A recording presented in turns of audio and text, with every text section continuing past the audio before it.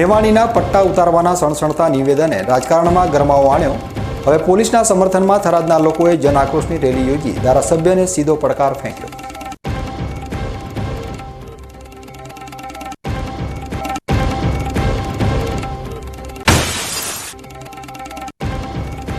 બનાસકાંઠાની જીવાદોરી બનાસ નદી સુકાઈને બની રેતીનો પટ। સરકારી નીતિના કારણે સર્જાયેલા જળસંકટ વચ્ચે નદીને પુનર્જીવિત કરવા માટે લાખો લોકોએ પોતાના જળ હકની કરી પ્રબળ માંગ।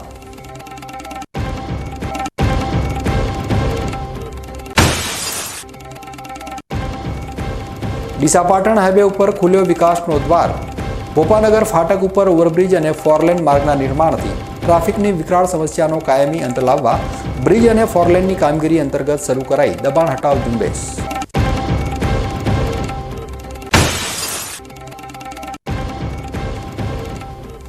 માતૃભૂમિનું ઋણ ચૂકવવા ધાનેરાની પેગિયા શાળામાં પૂર્વ વિદ્યાર્થી પહોંચ્યા।